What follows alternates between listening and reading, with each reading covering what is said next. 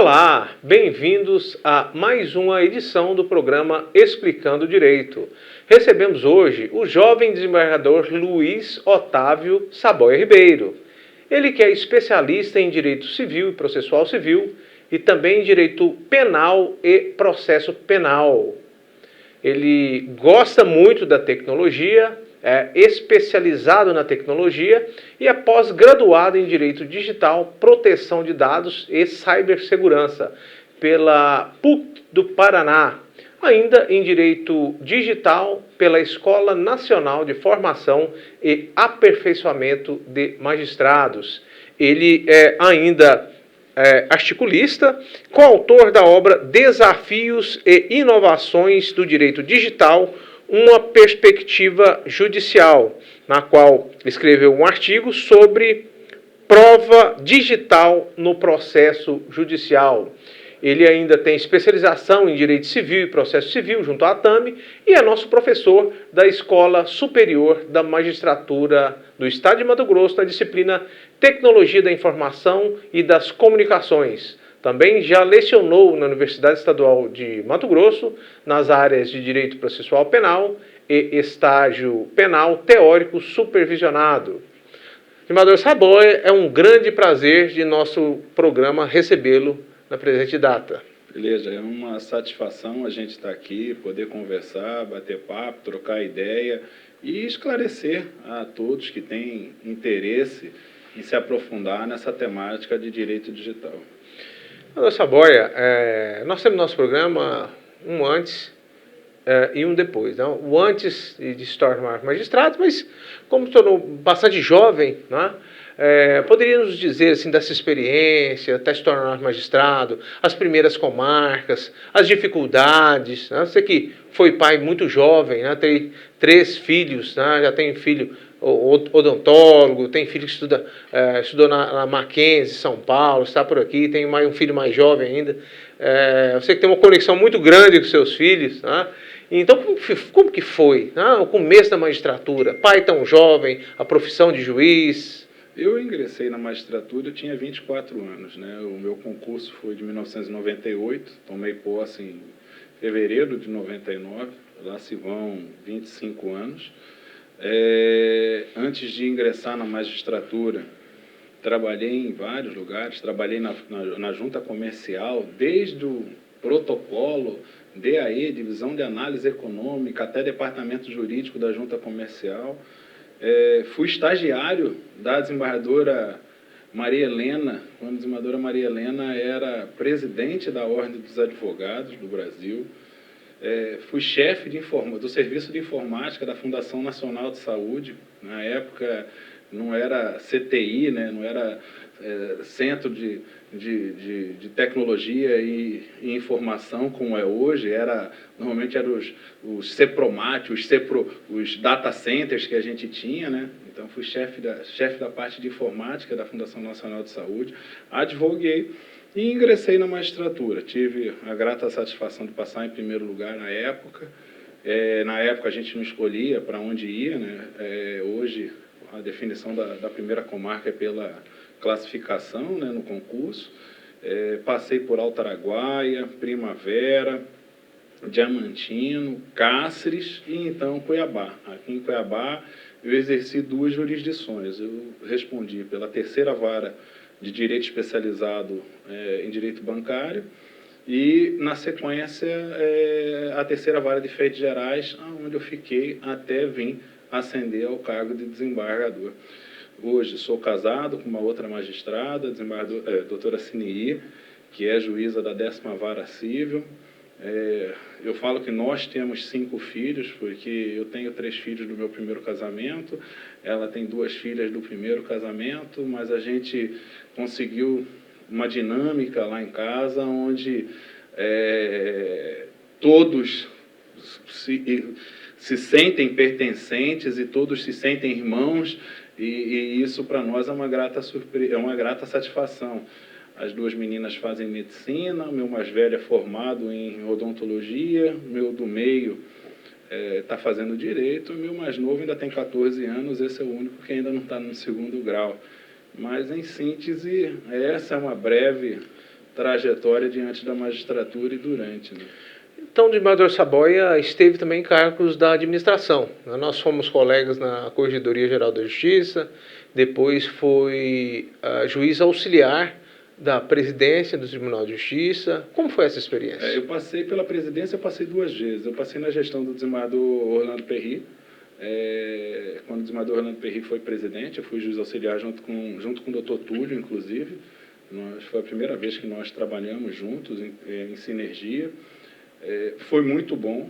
Na sequência, eu, você, o Paulo Márcio, a Mini no começo, né, depois a Mini saiu, estivemos juntos com a desembargadora Maria Erotides na Corregedoria, ali como juízes auxiliares. Passado um biênio, o desembargador Carlos Alberto me convidou novamente para trabalhar de novo junto com o doutor Túlio, e de novo estive com ele como auxiliar da presidência aqui no biênio 2019-2020, um biênio que me marcou profundamente a minha vida, vou ser muito sincero, porque eu vivi naquele biênio experiências e sensações que eu nunca imaginei que eu ia viver, na medida em que, de uma hora para outra, a gente teve que transformar o Poder Judiciário em razão da Covid-19. Até hoje eu me recordo do dia 18 de março. Dia 18 de março, nós tivemos a necessidade de fechamento de todos os prédios do Poder Judiciário do Estado de Mato Grosso, de uma vez só, sem perspectiva de voltar. Não sabíamos se voltaríamos daqui uma semana, daqui 10 dias, daqui 30 dias, e isso foi se estendendo. A gente começou a ver familiares ficando doentes, amigos morrendo, servidores doentes, servidores falecendo, magistrados, desembargadores. Então foi um momento que eu digo que me marcou muito a presidência, porque nós trabalhamos um ano praticamente presencialmente, o ano de 2019, e o ano de 2020 foi um ano transformador. Foi um ano que a gente teve que virar totalmente a chave do Poder Judiciário e fazer o Poder Judiciário continuar girando, continuar caminhando e continuar produzindo, apesar de tudo aquilo que estava acontecendo ao nosso entorno e à nossa volta. Então, eu digo, foi um biênio que me marcou muito. Na sequência, o desembargador Carlos Alberto me chamou para também acompanhá-lo como juiz auxiliar no TRE. Fui ao TRE como juiz auxiliar do desembargador Carlos Alberto, ajudei o início da preparação das últimas eleições presidenciais, uma eleição também polarizada, e aí concorri também ao cargo de juiz-membro, onde eu consegui alcançar a indicação pelo Tribunal de Justiça, outra experiência também muito salutar, ser membro do TRE. Acho que isso me preparou muito para o exercício atual do desembargo.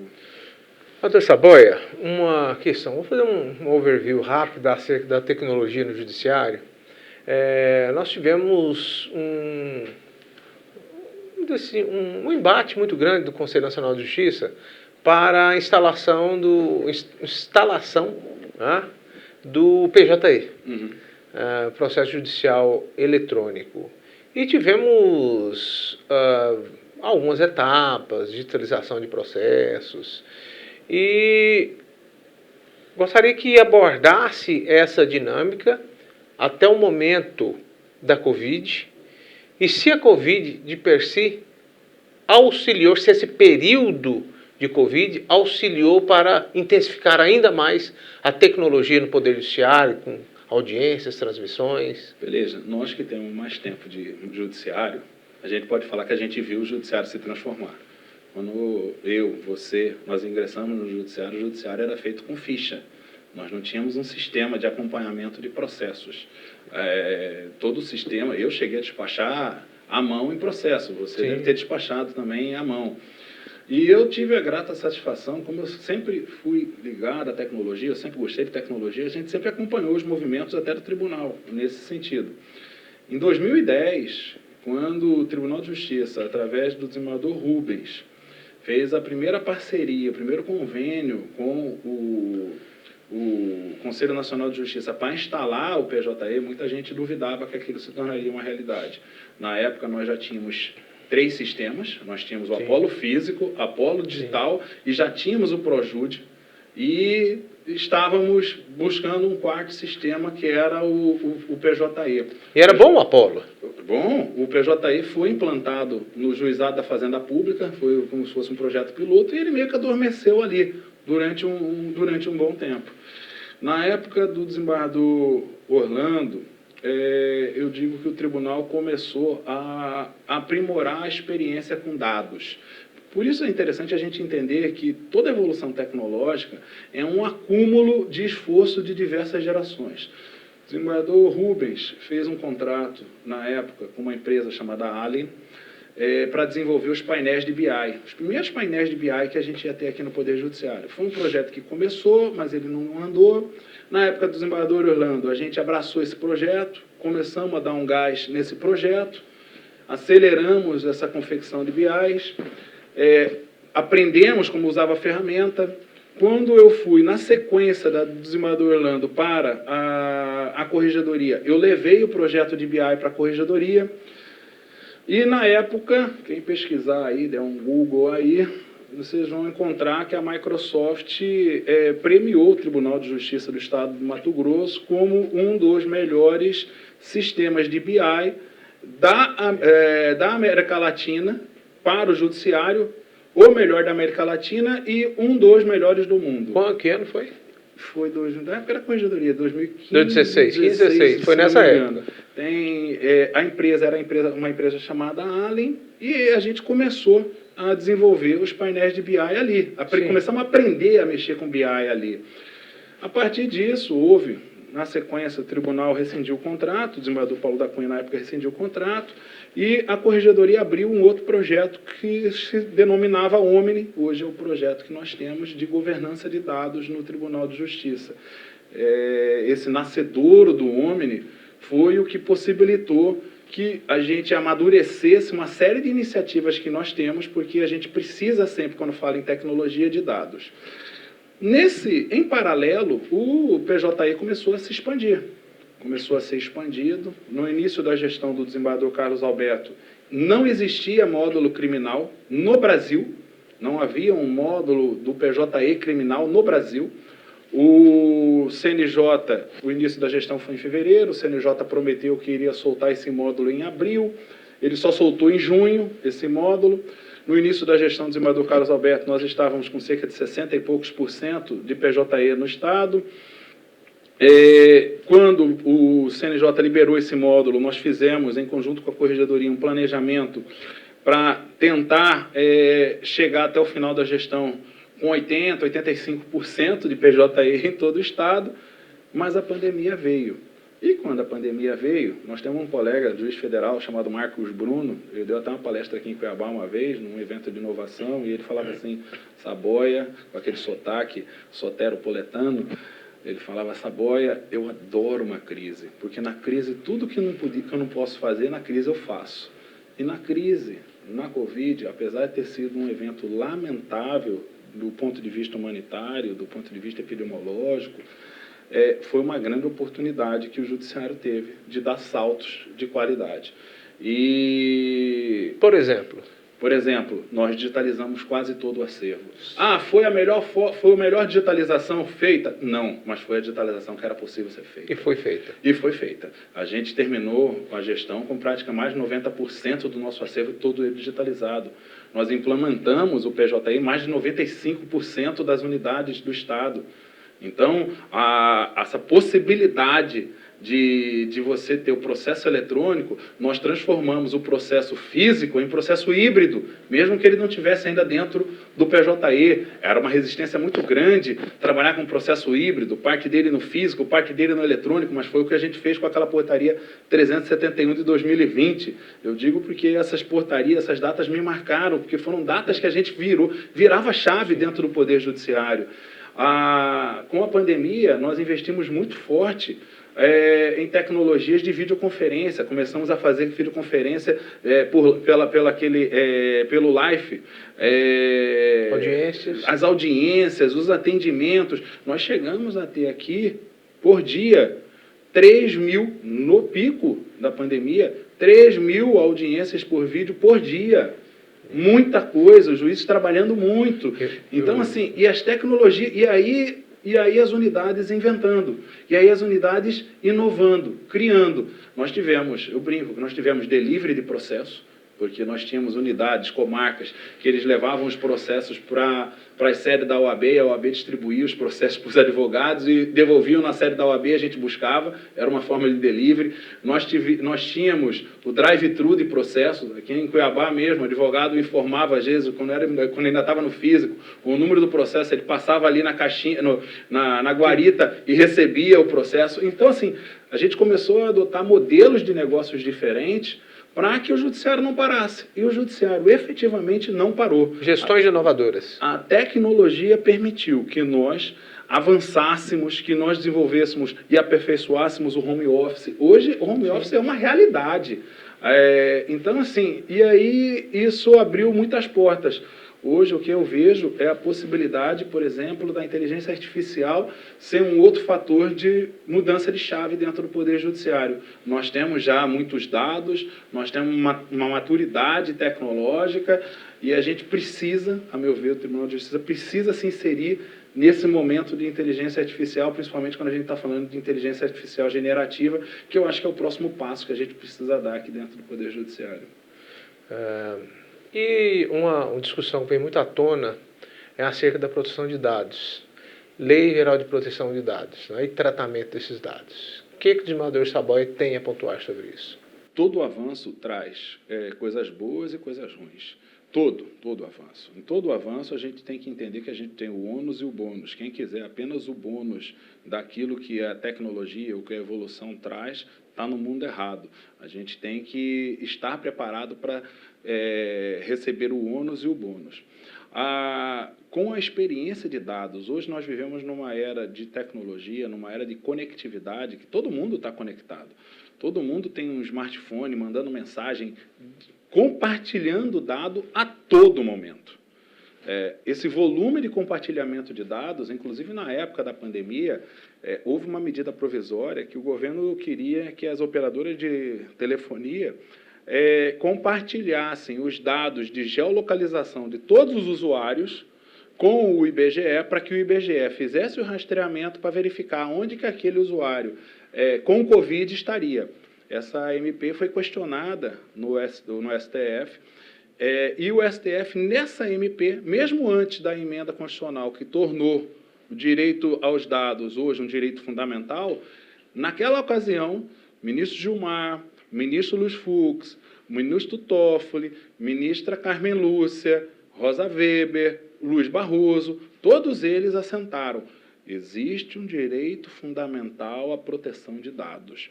Então, hoje, a Europa discute GPD há muito tempo. A Europa discute proteção de dados há muito tempo. A LGPD, a meu ver, já veio atrasada, já veio com algum atraso. E hoje, o que as instituições, sejam públicas, sejam privadas, precisam se ater. Eu brinco que eu gosto de uma frase do Pequeno Príncipe, né? No Pequeno Príncipe tem uma frase que fala assim: tu serás eternamente responsável por aquilo que cativas. Eu digo, tu serás eternamente responsável pelo dado que colhe. Então, as instituições têm que ter a noção de que nós somos responsáveis pelos dados que nós coletamos das pessoas. E esses dados, eles não desaparecem num piscar de olhos. Eu trato esses dados. Então, hoje, quando a gente fala principalmente de inteligência artificial, uma das grandes discussões é a questão ética e a questão de transparência, a questão de tratamento de dados, como eu trato aquela inteligência, com quais dados eu vou alimentar aquela inteligência, e se as pessoas, se os titulares daqueles dados, se têm noção do tratamento que eu estou dando a esses dados. Isso é algo que o Judiciário já está discutindo. São Paulo, que é um tribunal, que eu digo, é um tribunal referência para o mundo, é o maior tribunal do mundo, né? São Paulo, nós já temos diversas ações hoje discutindo a LGPD. A gente tinha comércio de dados que se achava normal. O PROCON de São Paulo comercializava dados. O Serasa de São Paulo comercializava dados. Houve uma decisão do Tribunal de Justiça de São Paulo falando de Serasa, você não pode comercializar dados. Os titulares desses dados não autorizaram essa comercialização. Infelizmente... Deixa eu só fazer um apontamento com uma frase, né, do desembargador Saboia. A questão não é seremos vítimas de vazamento de dados, mas quando seremos. Eu devo falar que eu fui vítima já, e venho sendo, né, no Gerúndio mesmo, há uns 5, 6 anos, né, meus dados vazaram, né, tive vários dissabores. Recentemente minha família se envolveu também em um outro golpe, vítima pela segunda vez. Então é uma questão muito complicada. Muito. E nós fornecemos nossos dados. Quem aqui não vai numa farmácia e escuta assim, qual que é o seu CPF para desconto? E a gente dá o nosso CPF porque a gente quer o desconto. Qual que é o seu endereço? E a gente fornece o nosso endereço. Qual que é o seu telefone? E a gente fornece o telefone. E muitas vezes são dados que não há necessidade alguma daquele estabelecimento coletar. Então, hoje as instituições, tanto privadas quanto públicas, elas têm que fazer uma grande reflexão quais dados eu efetivamente preciso coletar, porque eu sou responsável por esses dados. E esses dados, existe uma expressão cunhada que se diz que date's new oil, né? Data é o novo petróleo. Eu prefiro uma outra alusão, eu prefiro falar que data é o novo urânio. Porque o urânio enriquecido e bem utilizado, eu crio a energia nuclear limpa, que é a energia mais limpa do mundo. Mas o urânio enriquecido e mal utilizado, eu crio a bomba nuclear. Então, assim, os meus dados mal utilizados, eles fazem um estrago na vida das pessoas. E hoje, infelizmente, a maioria de nós, eu digo com tranquilidade, a maioria de nós tem os dados compartilhados na Deep Web. A gente tem que ter uma noção seguinte, beleza? Deixa eu só fazer essa ressalva. Nós utilizamos uma expressão sem ter conhecimento da expressão. Normalmente a gente diz, surfamos na internet. Estamos surfando na internet. Fulano de tal surfou na internet. Estamos surfando na internet. Quando a gente fala em internet, a internet que eu, você, todos nós, a maioria de nós utilizamos, 98% das pessoas utiliza, ela representa apenas a face superficial da internet. 5% da internet. A internet que nós conhecemos, ela representa 5%. Quase 80% dela é uma outra camada chamada Deep Web, onde ali tem de tudo. Acha-se que ali é ilegal e tudo mais, mas na verdade a Deep Web, você tem bancos atuando na Deep Web, você tem uma série de instituições que atuam na Deep Web, e você tem cerca de 15% dessa chamada internet, que é a Dark Web, onde a gente tem todo tipo de ilicitude ali, desde o comércio de drogas, tráfico humano e por aí vai. Hoje, eu falo sem medo nenhum, nossos dados são comercializados de quase todos nós na Deep Web, porque nós já tivemos inúmeros vazamentos de dados ao longo da história. Existem ferramentas que monitoram isso. Eu monitoro meus dados, do CNI, do meu pessoal lá de casa. De vez em quando o CNI recebe um alerta. Mas, Otávio, está dizendo que meu e-mail está exposto na Deep Web. Perfeito, então agora é esperar para saber o golpe que nós vamos tomar, porque não tem muito o que fazer. Então, é se precaver, é entender, saber o que está exposto, monitorar os dados e entender que essa é a nossa nova realidade. Hoje, quem não deseja ser vítima de forma alguma de golpe tem que estar totalmente analógico. O ser humano hoje não consegue, na nossa sociedade, viver totalmente analógico. Até porque os nossos serviços do judiciário, por exemplo, estão se desmaterializando. E aquela frase do Richard Susskind, Justice as a Service, está se tornando cada vez mais verdade. Justiça tem se tornado um serviço. Eu presto justiça como serviço. Justiça não é mais aquele prédio, o Palácio da Justiça, aquele local. Justiça é um serviço imaterial que nós prestamos. E esse serviço imaterial, o cidadão quer que ele esteja na ponta da mão dele. Os nossos clientes, os nossos usuários, tirando aqueles usuários de demandas previdenciárias, de demandas possessórias, mas a média de idade dos nossos usuários, dos nossos clientes, varia de 18, e olha que nós temos muita criança e adolescente que são clientes nossos de outras formas, né? Mas normalmente varia de 18 aos seus 40 anos de idade.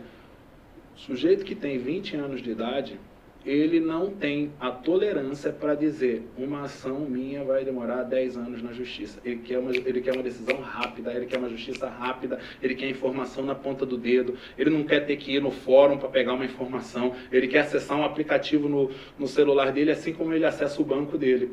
Então, Justice as a Service, justiça é serviço hoje em dia. E com a desmaterialização, com a justiça se tornando serviço, eu produzo dados. Produzindo dados, eu tenho, lógico, a possibilidade desses dados cada vez mais se tornarem vazarem, se tornarem de domínio público. Por isso a necessidade de uma estrutura de governança com compliance, com accountability dentro do Poder Judiciário. E hoje o Tribunal de Justiça vem fazendo a parte dele. É uma abordagem bastante complexa, porque envolve duração razoável do processo, tecnologia, no Poder Judiciário, processos eletrônicos e a questão do tratamento dos dados. Então, nós podemos dizer que o processo, a duração do processo, ela experimentou uma evolução do processo físico para a atualidade, quer dizer, nós diminuímos em meses ou até em anos essa duração por conta da tecnologia, e o juiz brasileiro está preparado para utilizar essa tecnologia? Eu vou começar de trás para frente. Não. Nós ainda não estamos preparados. Nós ainda temos muita resistência. A meu ver, o principal desafio que nós temos é cultural. Sim. Primeiro, nós temos uma dificuldade cultural muito grande. Nós temos uma resistência à tecnologia muito grande ainda. Nós ainda temos magistrados que têm aversão à tecnologia. E eu digo assim, a aversão é um problema, porque ela impede você de aprender outras coisas. Você pode até ter restrições, mas você não pode ter aversão.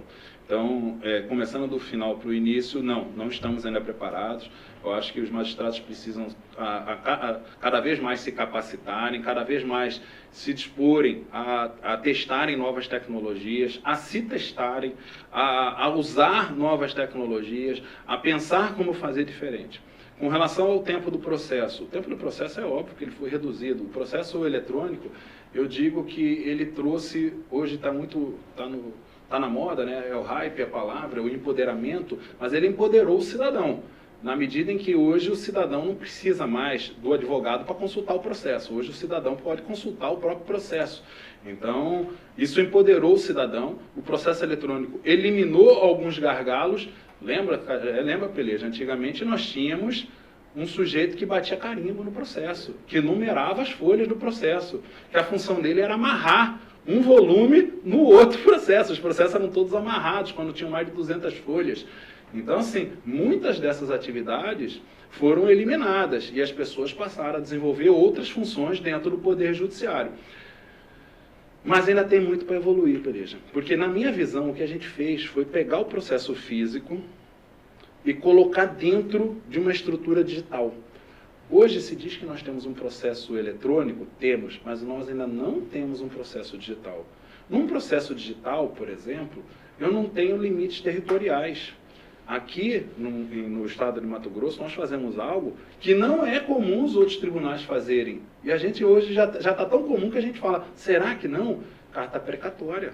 Carta precatória hoje, eu não preciso mais pedir carta precatória daqui para a Colnisa para fazer a intimação de uma testemunha, nem para pedir para o juiz de lá fazer a oitiva dela. Eu peço o mandado, ele é intimado, entra no link e eu faço a oitiva dela por aqui.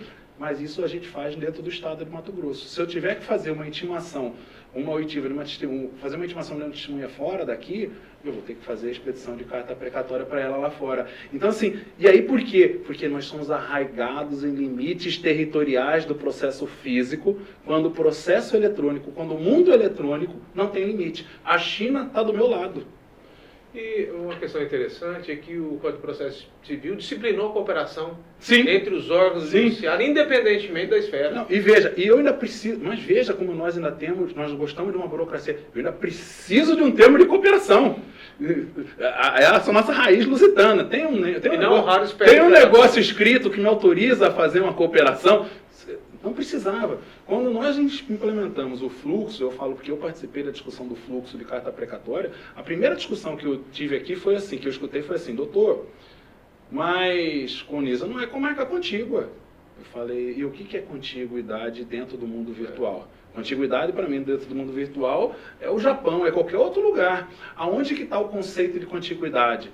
Ah, a contiguidade é próximo. O que regula a contiguidade? Ah, aqui no tribunal é uma portaria que fala que eu acho que na época, eu acho que era 50 quilômetros, uma coisa assim. Eu falava, ótimo, então se é uma portaria, a gente revoga. Então, isso a gente ainda não alcançou. A gente não alcançou a maturidade a transformar o nosso processo eletrônico, que nós já temos um processo eletrônico, em um processo digital, que obedeça regras do mundo digital, que é um mundo imaterial. As pessoas ainda trabalham com a mente de um processo físico. É uma questão cultural, também para o mestrado. Vou dar um exemplo, Peleja. Como seria bom se o mesmo processo pudesse ser trabalhado por 2 servidores da secretaria e pelo magistrado ao mesmo tempo? Porque o processo digital, ele pressupõe que ele é assíncrono. Então, veja, eu tenho uma determinação para cumprir, por que eu tenho que ter um servidor só cumprindo aquela determinação? Eu podia ter 2 servidores trabalhando no mesmo processo e eu, juiz, podia estar despachando uma outra coisa no processo. Sem que o processo tenha que ser concluso para que eu emita uma decisão. Aquela primeira decisão podia estar sendo cumprida e eu podia estar resolvendo outra coisa no mesmo processo. E todos nós trabalhamos ao mesmo tempo, de modo assíncrono no processo. Então, veja, para alcançar isso, eu preciso sair do mundo físico, sair do processo eletrônico e entrar de fato no processo digital. Aí eu creio que a gente vai vivenciar um momento em que os nossos prazos, os nossos gargalos vão cair muito mais ainda. Perfeito. Desembargador Saboia, estamos a finalizar o nosso programa. Está à disposição para algumas palavras. Beleza, eu agradeço. É uma grande satisfação a gente estar aqui podendo conversar sobre direito digital, direito eletrônico, sobre as inovações do Poder Judiciário. Eu acredito piamente que o Poder Judiciário está no caminho certo. O Tribunal de Justiça de Mato Grosso é referência em diversas ações, é referência com relação ao PJE. A gente falou rapidamente sobre o PJE muito se critica, mas a gente hoje, nós, TJ de Mato Grosso, é um tribunal que tem um know-how nesse sistema e a gente conseguiu alcançar uma estabilidade. Então, eu espero de todo o coração que nós tenhamos um judiciário cada vez mais eficiente, mais célere, mais profícuo, que coloque cada vez mais o cidadão no centro das nossas decisões, e que o cidadão sinta tudo isso que nós estamos fazendo em prol dele. Porque muitas vezes nós trabalhamos muito, mas nem sempre o cidadão sente na pele ou ele consegue sentir aquilo que a gente faz por ele. Então eu espero que a gente consiga nos comunicar com esse cidadão, nos apresentar a esse cidadão, apresentar os nossos serviços. Então, pensando nisso, eu me coloco sempre à disposição aqui para que a gente possa colaborar e construir um judiciário cada vez mais forte. Ok, desembargador Saboia. Então hoje foi o dia da entrevista com o desembargador Luiz Otávio Saboia Ribeiro, jovem desembargador, especialista e amante de tecnologia, gestão e poder judiciário. Esse programa é uma produção da Escola Superior da Magistratura do Estado de Mato Grosso, desembargador João Antônio Neto, em parceria com a Coordenadoria de Comunicação do Tribunal de Justiça. As edições anteriores podem ser conferidas no Instagram, @esmagesmt, e ainda no YouTube, @TJMT Oficial. Muito obrigado e até a próxima edição.